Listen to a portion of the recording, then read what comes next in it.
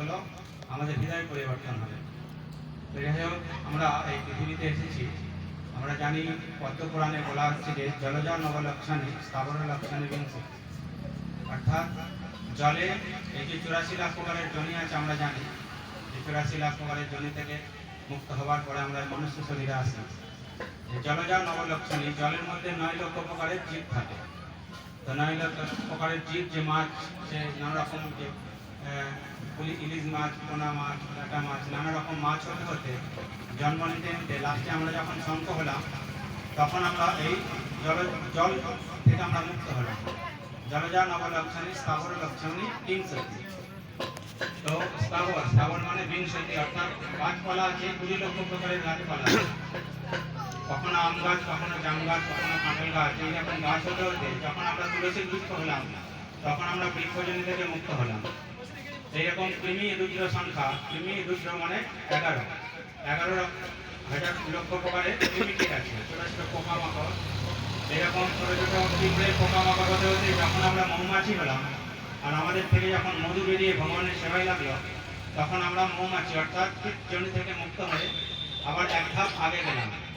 কৃমি রুদ্র সংখ্যা। তো আর কি বলছে পশুবিদ, আর যেখানে বলছে যে পক্ষী নাম 10 লক্ষণাম, 10 লাখ প্রকারের পাখি আছে, টিয়া পাখি, শালিক পাখি, নানা রকম পাখি আছে। এইরকম পাখি হতে হতে যখন আমি ময়ূর হলাম, আর ময়ূরের পালক যখন গোবিন্দের সেবায় লাগলো, তখন আমরা এই পাখি জনি থেকে মুক্ত হলাম। ত্রিংশতি পশব ত্রিংশতি, অর্থাৎ 30 লক্ষ প্রকারের পশু আছে, কুকুর, ছাগল, ভেড়া, নানা রকম পশু হতে হতে যখন আমি গাভী হলাম, গো হলাম, গাই, তখন আমরা এই পশু জমি থেকে মুক্ত হলাম। আর চতুর্লক্ষণী মানুষ, 4 লক্ষ প্রকারের মানুষ আছে। এই মানুষের মধ্যে 4 লক্ষ স্বভাবের মানুষ, স্বভাব মানে প্রকার মানে স্বভাবের মানুষ আছে 4 লক্ষ প্রকারের। আর এই 4 লক্ষ প্রকারের মানুষের মধ্যে যেই মানুষটা ঈশ্বরের প্রতি যার মন লেগে যায়, ঈশ্বরের প্রতি যার ধ্যান লাগে, ঈশ্বরের জন্য যে কিছু করে, তাকেই হচ্ছে সে মনুষ্য শরীর থেকে সে মুক্ত হয়ে কোথায় যাবে না, ভগবানের কাছে যাবে। তো এই জন্য আমরা যদি এই সৎসঙ্গ করি, তাহলে সৎসঙ্গের মাধ্যমে আমরা এগুলো জানতে পারি যে আমরা কেন জন্ম হয়েছি, কিসের জন্য জন্ম হয়েছে, আমাদের জন্মের উদ্দেশ্য। আর এইটা যদি আমরা না জানি, তাহলে আমরা কি শাস্ত্রে বলছে যে আহার নিদ্রা ভয় মেথনাঞ্চ সামান্য মেতার পশুবি নাড়ানো। নর আর পশুদের মধ্যে 4টে জিনিস সমান থাকে, আহার, নিদ্রা, ভয় আর মেথন। এই 4টে জিনিস আমরা আর পশুরা সমান করি। তো তাদের সাথে তাহলে আমাদের তফাৎ কি? পশুদের সাথে আমাদের তফাৎ কি? পশুরা একটা জিনিস করতে পারে না, যেটা আমরা মানুষ পারি। সেইটা কি? ধর্মই এক অধিক বিশেষ, একটা বিশেষ ধর্ম আছে যেটা পশুরা চাইলেও পারে না করতে, আর কিন্তু মানুষ সেটা পারে না, কারণ মানুষের কাছে যথেষ্ট বুদ্ধি আছে। তাই ধর্মই এক অধিক বিশেষ, ধর্মহীনা পশুবি সমান। ধর্মহীন জীবন মানে পশুর জীবন। অর্থাৎ আমরা বললাম যে 4টে জিনিস আমরা পশুর, আর আমরা একই করি, আহার, নিদ্রা, ভয়, মৈথুন। 4টে জিনিস আমরা একই করি, কিন্তু ধর্ম পশুরা করতে পারে না, আমরা করতে পারি। আমরা যদি ধর্ম বাদ দিয়ে দিই, তাহলে কি হয়? ধর্মহীনা পশুবি সমান, পশুর মধ্যেই আমাদের জীবনযাপন। আপনারা বলবেন পশুরা তো কাজ করে না, আমরা কাজ করি। পশুরা তো ওকালতি করে না, আমরা ওকালতি করি। পশুরা তো ডাক্তারি করে না, আমরা ডাক্তারি করি। পশুরা তো ব্যবসা করে না, আমরা ব্যবসা করি। তো আমরা ব্যবসা করি, ওকালতি করি, আর আমরা যাই কিছু করি না কেন, উদ্দেশ্য কি আমাদের? টাকা রোজগার করা। টাকা রোজগার করে পশুরা যে 4টে জিনিস করে, ওই 4টে জিনিস আমরা আরো যাতে ভালোভাবে করতে পারি, সেইগুলো যদি আমরা মেতে থাকি, তাহলে সমান হয়ে গেল। অনেকে যদি বলে দেখুন আমরা তো 5 স্টার হোটেলে খাই, বা বাড়িতে ভালো ভালো হালুয়া পুরি রান্না করে খাই, পশুরা তো রাস্তাঘাটের খাবার খায়। আমরা হালুয়া পুরি খেয়ে যে সুখ অনুভব করি, পশুরা রাস্তার খাবার খেয়ে সেই একই সুখ অনুভব করে। তো অনেকে হয়তো বলবে যে এরকম আমরা তো এয়ার কন্ডিশন বাড়িতে শুয়ে থাকি, ভালো পাখাতে শুয়ে থাকি, পশুরা রাস্তাঘাটে শুয়ে থাকে। ঘুমানোর পরে কারোর মনে থাকে কে কোথায় ঘুমাচ্ছে? কারোরই মনে থাকে না। পশুরা যেভাবে মেথুন সুখ অনুভব করে বা মেথুনের মাধ্যমে বাচ্চা উৎপন্ন করে, আমরাও ঠিক সেইভাবেই বাচ্চা উৎপন্ন করি বা সেইভাবেই থাকি। ওই জন্য শাস্ত্রে আমাদের কড়া নির্দেশ দিচ্ছেন যে 4টে জিনিস ধর্ম, অর্থাৎ আহার, নিদ্রা, ভয়, মেথুনাঞ্চ সামান্য মেতার পশুবি নড়ানা। পশু আর নরের মধ্যে এই 4টে জিনিস সমান থাকে। ওই জন্য ধর্মই এক অধিক বিশেষ, একটা বিশেষ ধর্ম আছে যেটা পশু ধর্মরা মানে মানুষ করতে পারে, পশুরা করতে পারে না। ওই জন্য ধর্মহীনা পশুরই সমানা। ওই জন্য আমাদের কী করতে হবে, আমাদেরকে ধর্মপথে আসতে হবে, আমাদের ছোটো ছোটো ছেলেদেরকে ধর্মপথে নিয়ে আসতে হবে। এছাড়া আমাদের কাছে আর দ্বিতীয় কোনো রাস্তা নেই। কিন্তু দুর্ভাগ্যবশত আজকে কালের প্রভাবে সবই ধীরে ধীরে নষ্ট হয়ে যাচ্ছে। এখন তো বর্তমান সময়ে সবথেকে খারাপ হচ্ছে কি, আমাদের কাছে যে মুঠোফোন এসে গেছে, এইটা আমাদের সব থেকে পতন করিয়ে দিয়েছে। যতটা আমাদের ওই থেকে লাভ এসেছে তার থেকে অনেক গুণা বেশি আমাদের চারিত্রিক পতন হয়েছে, আমাদের শরীরের কামের দিক থেকে পতন হয়েছে। তো কি না, এই মোবাইল ফোন যতটা খারাপ ততটা ভালো, তার অনেক গুণ বেশি খারাপ। ওই জন্য আমরা জন্মাষ্টমীতে উপবাস করি, রামনবমী উপবাস করি। একজন সাধু বাবা বলছিলেন যে এইগুলো উপবাস এখন নাও করতে পারেন, একটা উপবাস করেন যে সপ্তাহে একদিন মোবাইলে হাত দেবেন না।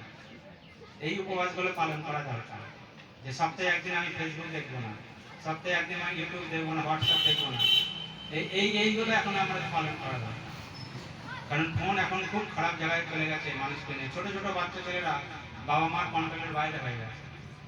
কারণ কি, একদিকে আপনি 20টা আতঙ্কবাদী দাঁড় করিয়ে রাখবেন আর একদিকে একটা মোবাইল রাখবেন। সব থেকে খতরনাক কোনটা বলেন, সব থেকে খারাপ কোনটা? একদিকে 20টা আতঙ্কবাদী অর্থাৎ টেররিস্ট থাকবে আর একদিকে একটা মোবাইল থাকবে। এই মোবাইলটা সব থেকে খতরনাক। কারণ কি, ওই 20টা টেররিস্ট আপনাকে মেরে আপনার জীবন শেষ করে দেবে, কিন্তু এই মোবাইলটা আপনার চরিত্র শেষ করে দেবে। মোবাইল কি করে, আমার সারা জীবনের চরিত্র নষ্ট করে দেয়। আমাদের ছোট ছোট ছেলেরা আজকাল থাকতে পারে না। আর এই জন্য সব থেকে বেশি দায়িত্ব হচ্ছে মায়েদেরকে। এই জন্য কারণ মাতৃশক্তিকে সব থেকে বেশি কি না, মাতৃশক্তি হচ্ছে সন্তানকে উৎপাদন করার, মানুষ করার জন্য মাতৃশক্তির ওপরেই দায়িত্ব দেওয়া হয়েছে। ওই জন্য আমরা সবসময় দেখি যে ভারতীয় সংস্কৃতিতে মায়েরা সবসময় বলে আমাদেরকে পুরুষের মতো অধিকার দেওয়া হয় না, কিন্তু আমাদের শাস্ত্রে বলছে মায়েদেরকে পুরুষের থেকে অনেক অনেক বেশি অধিকার দেওয়া হয়েছে। শাস্ত্রে বলছে যে উপাধ্যায়ান 10 আচার্য, উপাধ্যায়ান 10 আচার্যাম শতম পিতা, সহস্রতু মাতৃ পিতা। অর্থাৎ 10টা মাস্টারের সমান একটা প্রফেসর হয়। এইরকম 100টা প্রফেসরের সমান এক বাবা হয়, একটা পিতা হয়। আবার 1000 পিতার সমান একটা মা হয়। তাহলে মায়েদেরকে কত অধিকার দেওয়া হয়েছে? 1000 পিতার থেকেও বেশি অধিকার দেওয়া হয়েছে। আচ্ছা, মায়েদেরকে এই যে সম্মানটা কেন দেওয়া হয়েছে? তারা মহিলা বলে দেওয়া হয়নি, তাদের জিম্মেদারির জন্য দেওয়া হয়েছে।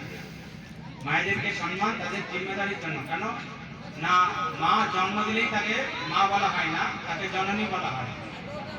যখন মা তাকে নির্মাণ করে, শাস্ত্রে বলছে মাতা নির্মাতা ভবতি। মা যখন তার সন্তানকে নির্মাণ করবেন তখন তাকে কি বলা হয়েছে? মাতা বলা হয়।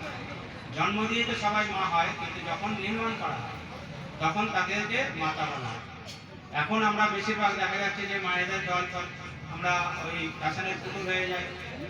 তো আমরা দেখেছি আগেকার দিনে কত বড়বেলা পর্যন্ত আমরা উলঙ্গ অবস্থাতেই মানুষ থাকতে হয়। এখন দেখা যায় যে জন্ম হলেই তাদের কাপড় দিয়ে ঢেকে দেওয়া হয়, আর যত বড় হয় কাপড় ছোট হতে থাকে, তাই না? তো আগে মহাভারত হয়েছিল, শুধু কাপড় খোলাকে নিয়ে, দ্রৌপদীর বস্ত্র খোলাকে নিয়ে মহাভারত হয়েছিল। আর এখন বাড়িতে বাড়িতে যদি ভালো কাপড় পরতে বলা হয় শরীর থেকে, তাহলে বাড়িতে মহাভারত হয়ে যায়। মানে জামানাটাই উল্টো হয়ে গেছে। তো মাতা নির্মাতা ভবতি, মা হচ্ছে নির্মাণ করবেন সন্তানকে, ওই জন্য তাকে এত জিম্মেদারি দেয়। সংসারে যার যত বেশি জিম্মেদারি তার সম্মান তত বেশি। দেখবেন অঞ্চল প্রধানের থেকে একটা বিধায়কের সম্মান বেশি, কারণ তার দায়িত্ব বেশি। আবার একটা বিধায়ক থেকে একটা এমএলএ সম্মান বেশি, যার কারণ তার জিম্মেদারিও বেশি। আবার একটা এমএলএ থেকে একটা মুখ্যমন্ত্রীর সম্মান বেশি, কারণ তার দায়িত্বও বেশি। আবার মুখ্যমন্ত্রী থেকে একটা প্রধানমন্ত্রীর সম্মান বেশি, আবার তার কেন বেশি না, তার দায়িত্ব অনেক বেশি। এই যে জিম্মেদারির জন্য তার দায়িত্ব বাড়ে। মায়েদেরকে যে এত সম্মান দেওয়া হয়েছে এই জন্য, কেন তাদের হচ্ছে জিম্মেদারি বেশি। আমেরিকাতে যখন বিবেকানন্দ গিয়েছিলেন, তাকে একজন যখন বক্তৃতা দেওয়ার পরে সকলে হাততালি দেয়, একজন বিদেশি মা প্রশ্ন করেন যে আপনি কোন ইউনিভার্সিটি থেকে নির্মাণ হয়েছেন, কোন কলেজ থেকে নির্মাণ হয়েছেন? স্বামী বিবেকানন্দ বলছেন আমি যে কলেজ থেকে নির্মাণ হয়েছি সেটা শেষ হয়ে গেছে। তো সেই মা বলছি যে আমি তো বুঝতে পারলাম না। তো বলছে আপনি যে কলেজ থেকে নির্মাণ হয়েছি, মানে আমার মা হচ্ছে আমার কলেজ, আমি আমার মায়ের কাছ থেকে নির্মাণ হয়েছি, অর্থাৎ আমার মাই হচ্ছে আমার মা, আর পৃথিবীতে নেই। ওই জন্য নির্মাণ করার দায়িত্ব হচ্ছে মায়ের। ওই জন্য